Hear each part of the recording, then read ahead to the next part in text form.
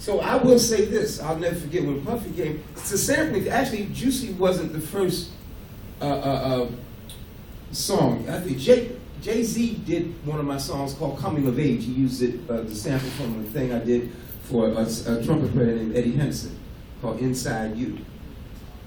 But my deals, what I was doing, cutting my deals for, when the sampling, well, look, first of all, we could never imagine that.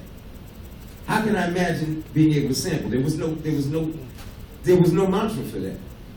So there was no laws either. So a lot of the records in the beginning, James Brown should have had $1 zillion.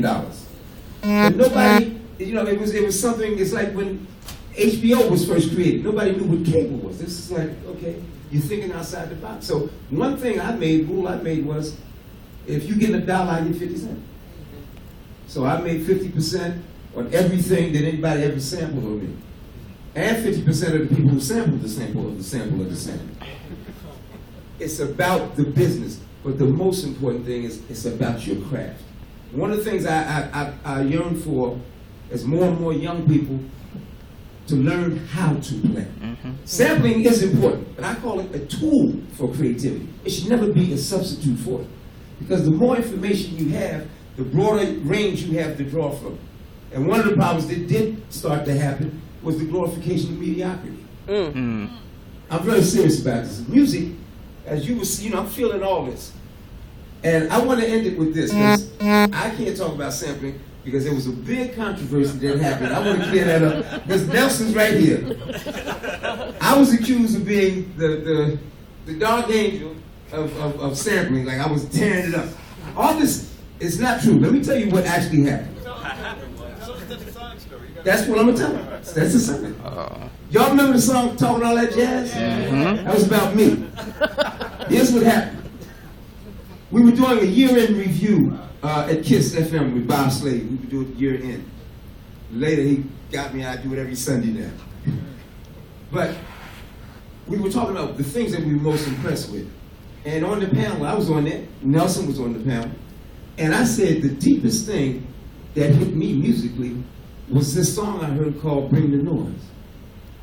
It was funny, you played it. Sonically, I couldn't figure out, and I'm a well-studied musician. I'm like, how are these guys playing in all these tonal settings? It was a new sound. It was something I'd never heard. I actually pulled my car over. Anyway, make a long story short, we got into the conversation of sampling. And this is what I said. Sampling should be a tool for creativity, not a substitute for it. And I said, if you're going to sample somebody's music, pay them.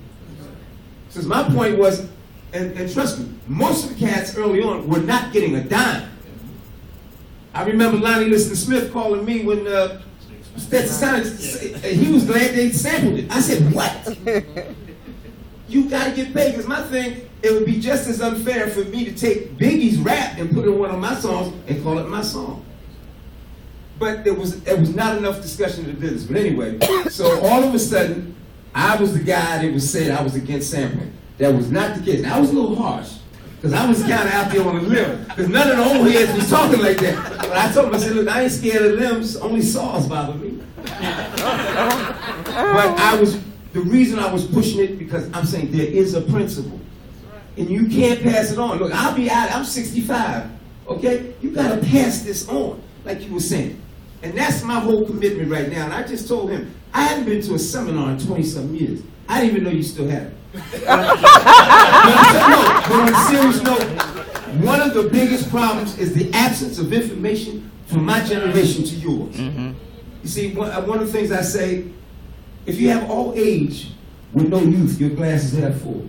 All youth with no age, your glass is half empty. Right now, we got half a glass of music.